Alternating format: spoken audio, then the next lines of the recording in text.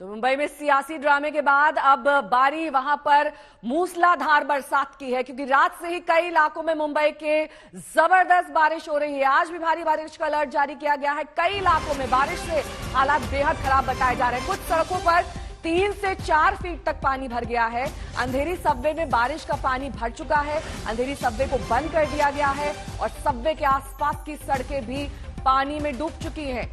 नालों में पानी ओवरफ्लो होने लगा है। आसपास के घरों में पानी घुसना शुरू हो गया है, जिससे स्थिति खराब होती हुई दिखाई दे रही है। बांद्रा सुबह 8:15 बजे की तस्वीर हम आपको दिखा रहे हैं, जब जल जमाव के बीच वहां पर ट्रैफिक सुस्त रफ्तार से चल रहा है। अंधेरी सबवे में भी पानी भर गया है, उसे बंद कर दिया गया है एहतियातन, क्योंकि कई बार ऐसा देखा गया है मूसलाधार बरसात की वजह से कई एक्सीडेंट्स हो जाते हैं और इन्हीं से बचने के लिए इस वक्त मुंबई में तमाम इंतजाम किए गए हैं। लेकिन लो लाइन इलाके अभी भी मूसलाधार बारिश की वजह से परेशान है। मौसमी सिंह मेरी सहयोगी इस वक्त तमाम जानकारी के साथ जुड़ गई हैं। मौसमी, क्या हाल है बारिश का मुंबई में?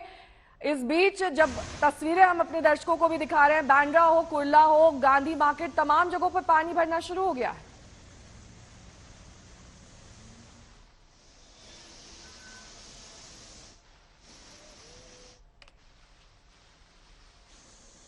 मौसमी, आपको मेरी आवाज मिल रही है?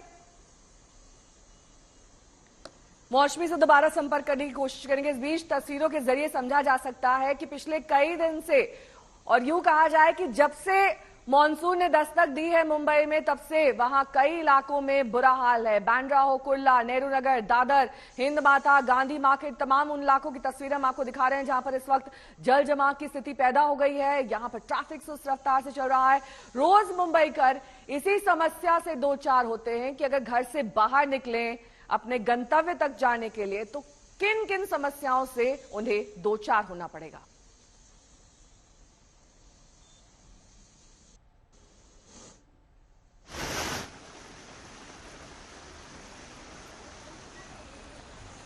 देव कोटक मेरे सहयोगी इस वक्त तमाम जानकारी के साथ जुड़ गए हैं। देव, इस वक्त बारिश का क्या हाल है? आज ऑरेंज अलर्ट के बीच कैसे मुंबईकर इस बारिश का सामना करेंगे? जी, जैसे कि जो मौसम विभाग है, इंडियन मीटेरोलॉजिकल डिपार्टमेंट ने एडवाइजरी भी इश्यू की है कि आप अपनी सुरक्षा रखिए पूरी तरह से, क्योंकि ट्रेन तो अभी तक बंद नहीं हुई है। लेकिन मुंबई के काफ़ी जो ट्रैवलर्स है डेली, उन्होंने ट्रेन के डिलेज के बारे में भी कंप्लेन की है कि 15 मिनट से लेट चल रही है लोकल ट्रेन, जो कि वेस्टर्न, सेंट्रल और हार्बर लाइन पे चलती है। और मुंबई की जो BST मशहूर है, उसके कम से कम 12 रूट डाइवर्ट कर दिए गए हैं। और अभी तक मुंबई शहर में 120 मिलीमीटर से ज़्यादा रेनफॉल गिर चुका है पिछले 24 घंटों में। और अंधेरी और दादर के काफ़ी इलाकों में पानी भर चुका है, जिसे हम वाटर लॉगिंग कहते हैं। और गाड़ियां भी डूबने के रिपोर्ट्स आए हैं हमारे पास। हम फिलहाल आपको विजुअल्स लेकर आ रहे हैं लालबाग फ्लाईओवर से। ये जो मुंबई का परेल वाला स्ट्रेच है और ईस्टर्न सबर्बन एरियाज में जाता है, यहाँ सबसे ज़्यादा ट्रैफिक होता है। अगर आज के दिन में कुछ घंटों तक ऐसे ही बारिश चलती रही, जैसे कि moderate to very heavy rainfall और इंटेंस स्पेल्स कहा है IMD ने, तो यहाँ हम बहुत ही गंदा जमा हुआ ट्रैफिक देख सकते हैं। अभी तो कॉर्पोरेट आवर्स या जो ऑफिस के टाइम है वो जस्ट शुरू हो रहे हैं, तो लेकिन कुछ घंटों में, आज के दिनों में हमें यहाँ बहुत ही गंदा ट्रैफिक जैम देखने मिलेगा। लेकिन बारिश का ये भी मैं बता दूं कि कल बॉम्बे के एरियाज जो है, कुछ कालबादेवी और सायन इलाकों में बिल्डिंग भी गिर गई। थैंकफुली किसी को उसमें लगा नहीं, कोई कैजुअलिटी नहीं थी, कोई मरा नहीं। लेकिन ये दो इलाकों में जो पुरानी बिल्डिंग थी, BMC ने कहा था, वहाँ वो गिर चुकी है और उन्होंने BMC ने वहाँ कॉर्डन ऑफ कर दिया है। और क्योंकि वहाँ काम चल रहा था इसलिए, और उसकी कंडीशन भी पुरानी थी, तो बारिश में अक्सर ये बॉम्बे में प्रॉब्लम होता है कि मुंबई में हमें देखने मिलता है कि जो पुरानी बिल्डिंग है जो वेकेट नहीं की गई है, इसीलिए कभी कभी जैसे कि कुर्ला वाली घटना में बारिश के दौरान ही 19 लोग मर गए। तो बॉम्बे में IMD ने ये भी अलर्ट इश्यू किया है कि ऑरेंज अलर्ट से येलो अलर्ट के बीच में ये घूमेगा। और जुलाई 1 तारीख जो कि आज है और जुलाई 2 कल, इन दोनों दिनों के लिए अभी 48 आवर्स के लिए उन्होंने हेवी अलर्ट इश्यू किया है। ठीक है, बहुत बहुत शुक्रिया देव कोटा के इस तमाम जानकारी के लिए आपका। तो किस तरीके से लगातार मुंबई में बारिश इस वक्त मुसीबत का सबब बनी हुई है। महाराष्ट्र में एकनाथ शिंदे की बात कर लेते हैं, जिनके शपथ ग्रहण के बाद एनसीपी सुप्रीमो शरद पवार को आयकर विभाग का नोटिस जारी कर दिया गया है। एनसीपी ने नोटिस पर सवाल उठाए हैं। इधर संजय राउत की आज ईडी में पेशी होनी है। तो ये दो अहम किरदार इस वक्त, एक को ईडी का नोटिस पहुंचा है, दूसरे को आयकर विभाग का नोटिस पहुंचा है और ये दोनों को आज पेश होना है। संजय राउत की आज ईडी के सामने पेशी होनी है। वहीं चौल रीडेवलपमेंट मामले में धांधली के उन पर आरोप लगे थे, जिस मामले में उन्हें आज ईडी के सामने पेश होना है। शरद पवार को आयकर महकमे से कल नोटिस दिया गया था, जिसको लेकर सवाल विपक्ष की ओर से खड़े किए जा रहे हैं कि आखिरकार इन सभी नोटिस का टाइमिंग देखिए। जिस वक्त महाराष्ट्र में सरकार बन रही है, उसी वक्त ईडी की तरफ से नोटिस, आयकर विभाग की तरफ से नोटिस। वहीं अनिल देशमुख पहले से ही एनसीपी के नेता जेल में हैं। अनिल परब, ईडी की जांच उन पर जारी है।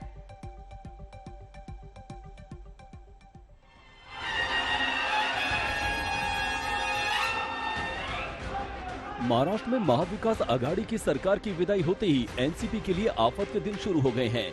एकनाथ शिंदे के मुख्यमंत्री पद की शपथ लेते ही कुछ घंटों के भीतर इस खबर ने सबको चौंका दिया कि शरद पवार को चुनावी हलफनामों को लेकर आयकर विभाग ने नोटिस थमा दिया है। एक नहीं, पूरे 4 चुनावों में उनके दिए हलफनामे जांच के घेरे में हैं। खुद पवार ने इसका खुलासा किया। शरद पवार को 2004, 2009, 2014 और 2020 में दिए गए हलफनामों को लेकर ये नोटिस दिया गया है। हालांकि पवार ने इससे ज्यादा जानकारी नहीं दी। 2004, 2009, 2014, 2020 सुदैवानं त्याची सगळी माहिती माझ्याकडे व्यवस्थित आहे, त्यामुळे काही मला ती माहिती द्यायला चिंता नाही। पण शरद पवार को आयकर विभाग के नोटिस पर एनसीपी ने कड़ी प्रतिक्रिया दी है। महाराष्ट्र एनसीपी के मुख्य प्रवक्ता महेश तापसे ने ट्वीट कर नोटिस की टाइमिंग पर सवाल उठाया है। उन्होंने एक ट्वीट में कहा, महाराष्ट्र सरकार में बदलाव के बाद पार्टी अध्यक्ष शरद पवार को 2004, 2009, 2014 और 2020 के चुनावी हलफनामों के लिए आईटी नोटिस मिला है। क्या ये महज संयोग है या कुछ और? उधर एनसीपी के फायरब्रांड नेता संजय राउत की मुश्किलें भी बढ़ती जा रही हैं। अपने तीखे बयानों से चर्चित हुए शिवसेना प्रवक्ता संजय राउत को आज प्रवर्तन निदेशालय में पेश होना है। ईडी ने राउत को पात्रा चौल जमीन घोटाला केस में पूछताछ के लिए बुलाया है। इससे पहले राउत को पेशी से कुछ राहत मिल चुकी है, लेकिन आज वो ईडी में पेश होंगे। मैं एक लॉ मेकर हूँ, मैं मेंबर ऑफ पार्लियामेंट हूँ, मुझे जिम्मेदारी मालूम है। मुझे मालूम है ये सब कौन कर रहा है, उनके पीछे कौन है और क्यों हो रहा है, ये पूरा देश जानता है। और पवार साहब ने मुझे कहा, संजय तुम अकेले नहीं हो, हम सब आपके साथ हैं, तो मुझे डर नहीं है। ये पूरा विवाद मुंबई के गोरेगांव स्थित पात्रा चौल के किराएदारों के 672 फ्लैट को रीडेवलप करने में हुए कथित घोटाले का है। इससे पहले ईडी ने प्रवीण राउत को गिरफ्तार किया था। प्रवीण राउत को संजय राउत का करीबी माना जाता है। प्रवर्तन निदेशालय ने प्रवीण राउत से जुड़ी करोड़ों की संपत्ति को भी हाल ही में कुर्क कर दिया था। ईडी ने 11 करोड़ रुपए की संपत्ति कुर्क की थी। इसमें पालघर में प्रवीण राउत से जुड़ी संपत्ति करीब 9 करोड़ की है, जबकि 2 करोड़ की कीमत वाले दादर में फ्लैट और अलीबाग में प्लॉट के संजय राउत की पत्नी से जुड़े होने का आरोप है। इससे पहले प्रवीण राउत का नाम दिसंबर 2020 में पीएमसी बैंक स्कैम केस में जांच के दौरान आया था। जांच एजेंसी को पता चला था कि प्रवीण राउत की पत्नी माधुरी ने 2010 में संजय राउत की पत्नी वर्षा को 55 लाख रुपए का ब्याज मुक्त कर दिया था, जिसका इस्तेमाल मुंबई के दादर में एक फ्लैट खरीदने में किया गया था। कुल मिलाकर एनसीपी के कई नेता अब जांच एजेंसियों के घेरे में हैं। एनसीपी के 2 बड़े नेता अनिल देशमुख और नवाब मलिक जेल में हैं। दोनों पर करप्शन के आरोप हैं। 3 और नेता सवालों के घेरे में हैं। खुद पार्टी अध्यक्ष शरद पवार को नोटिस मिला है। संजय राउत ईडी जांच के घेरे में है, जबकि अनिल परब के मामले की भी ईडी जांच कर रही है। 2019 में महाविकास आघाड़ी की सरकार बनाने में शरद पवार की ही सबसे बड़ी भूमिका रही थी। उन्हीं की वजह से ये गठबंधन बन पाया था और शिवसेना ने सबको चौंकाते हुए बीजेपी का साथ छोड़ दिया था। लेकिन अब एनसीपी के नेता एक के बाद एक सवालों के घेरे में आ रहे हैं। मुनीश पांडे के साथ साहिल जोशी, मुंबई, आज तक। मौसमी सिंह मेरी सहयोगी इस वक्त तमाम जानकारी के साथ जुड़ गई है। मौसमी, देखिए जो एक एक करके नोटिस की तलवार चाहे एनसीपी के नेता हो, शिवसेना के नेता हो, उन पर लटक रही है, इसकी टाइमिंग को लेकर बार बार सवाल उठाए जा रहे हैं।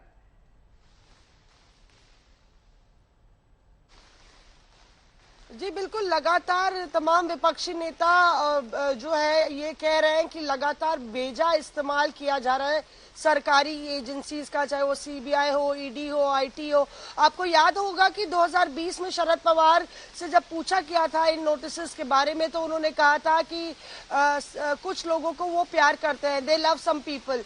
तो शरद पवार को जब ये नोटिस भेजा गया, इसकी टाइमिंग ऐसी थी, उसी समय शपथ ग्रहण हुआ था और उसके बाद आज संजय राउत का भी ट्वीट आया है कि वो 12 बजे जाएंगे ईडी का जो नोटिस दिया गया उसमें पेश होने के लिए। आपको याद होगा कि किस तरह से उन्होंने लगातार एग्जेम्पशन मांगा था और ईडी ने एग्जेम्पशन देने से मना कर दिया था, लेकिन उनको नोटिस तब आया था जब उन्होंने लगातार एकनाथ शिंदे कैंप पर हमला बोला और बीजेपी को इसका ठीकरा फोड़ा था। और संजय राउत ने कहा कि मैं गुवाहाटी नहीं जाऊंगा, ईडी चाहे मुझे अरेस्ट कर ले। पर आज वो 12 बजे पेश होंगे। दूसरी तरफ शरद पवार को जो नोटिस गया है आयकर विभाग का, उसको लेकर भी एनसीपी लामबंद है। लगातार ये कहा जा रहा है कि सियासी जो रंजिशें हैं वो इन सरकारी एजेंसियों से निभाई जा रही हैं। ठीक है, मैं लौटूंगी आपके पास। मौसमी सिंह मेरी सहयोगी तमाम जानकारी के साथ जुड़ी हुई, लेकिन इस बीच सामना में लगातार नई सरकार को लेकर क्या कुछ कहा जा रहा है ये आपको दिखा देते हैं। सामना में आज एक बार फिर नई सरकार के गठन पर तंज कसा गया है। राम शास्त्री कहलाने वाले न्याय के तराजू को झुकाने लगते हैं, तब किसके पास देखना चाहिए, ये सामना में लिखा गया है। लोगों को शॉर्टकट से सब कुछ हासिल करना है, असीमित सत्ता का प्रचंड दुरुपयोग किया जा रहा है। विरोधियों को हर संभव मार्ग से परेशान नहीं, प्रताड़ित करने का एक तंत्र तैयार किया गया है। और आज विरोध में बोलने वालों को क्रूर तंत्र का इस्तेमाल करके दबाया जा रहा है, यह भी सामना में जोड़ा गया है, क्योंकि नई सरकार कल जिसका गठन हुआ था उसको लेकर सामना में यह प्रहार, शिवसेना के विधायकों को तोड़ने के लिए कौन महाशक्ति प्रयास कर रही थी, ये बात भी सामना में लिखी गई। तो महाराष्ट्र के सियासी ड्रामे में जितना बड़ा सरप्राइज एकनाथ शिंदे का मुख्यमंत्री बनना था, उससे भी बड़ा सरप्राइज था देवेंद्र फडणवीस का उप मुख्यमंत्री बनना, जिन्हें कल तक अगला मुख्यमंत्री माना जा रहा था। फडणवीस ने शपथ तो ले ली, लेकिन वो नाराज बताए जा रहे हैं।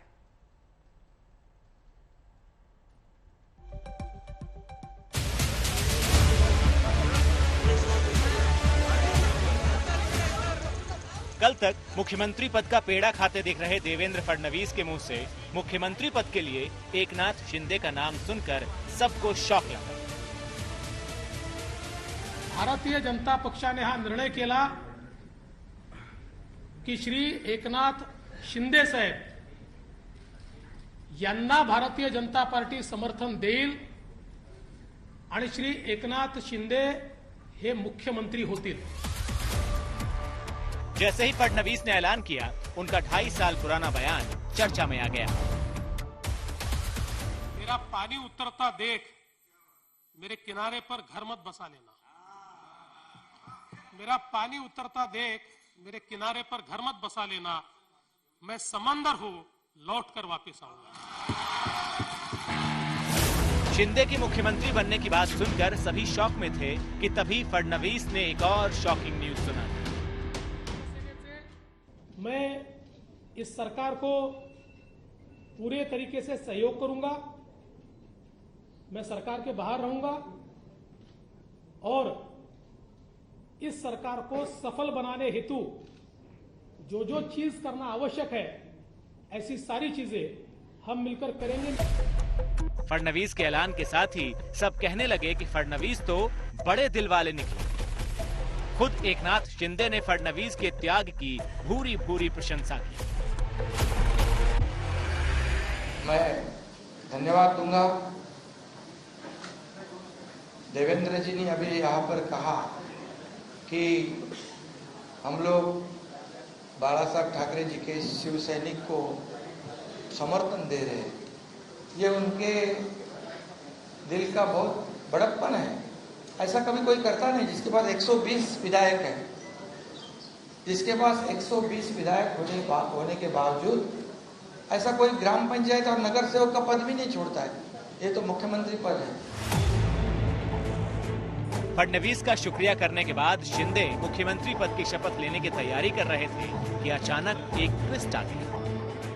श्री देवेंद्र फडणवीस जी ने इस बात की घोषणा की है कि हमारे अगले मुख्यमंत्री श्री एकनाथ शिंदे जी होंगे, और साथ ही साथ उन्होंने बहुत बड़ा दिल दिखाते हुए इस बात की भी घोषणा की है कि वो व्यक्तिगत रूप में सरकार से बाहर रह करके समर्थन देंगे। लेकिन भारतीय जनता पार्टी की केंद्रीय टीम ने इस बात को तय किया है कि देवेंद्र जी को सरकार में आना चाहिए और सरकार में पदभार संभालना चाहिए, और इसलिए देवेंद्र जी से व्यक्तिगत रूप में भी आग्रह किया है, और केंद्र ने इस बात को निर्देशित किया है कि देवेंद्र जी उप मुख्यमंत्री के रूप में, डिप्टी चीफ मिनिस्टर के रूप में कार्यभार संभालें।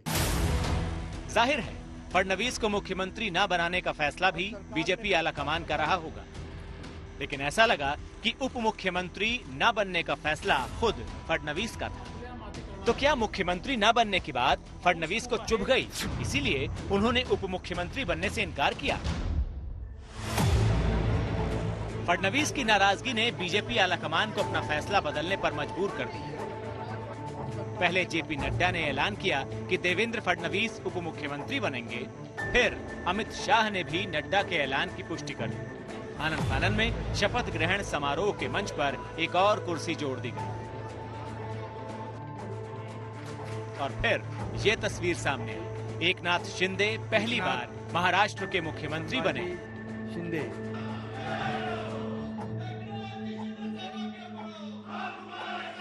और कल के मुख्यमंत्री देवेंद्र फडणवीस आज के उप मुख्यमंत्री। मी देवेंद्र गंगाधरराव फडणवीस। ब्यूरो रिपोर्ट, आज तक। और अब आपको दिखाते हैं जगन्नाथ रथ यात्रा का आगाज। भगवान जगदीश ना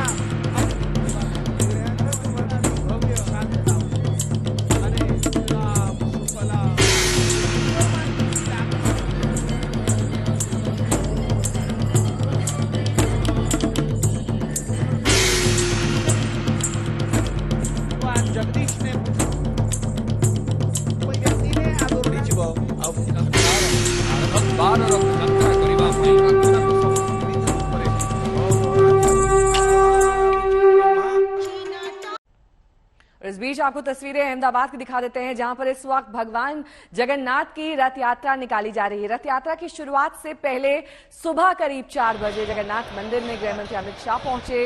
वहां पर मंगल आरती में उन्होंने शिरकत की, और अब रथ यात्रा निकाली जा रही है। सोने के झाड़ू लगाकर शुरुआत की गई इसकी परंपरागत तरीके से। कोरोना की वजह से पिछले 2 साल से रथ यात्रा नहीं निकल पाई थी, और रथ यात्रा के लिए इस बार भी सुरक्षा के सख्त इंतजाम है। 25,000 से ज्यादा सुरक्षा कर्मियों को तैनात किया गया है।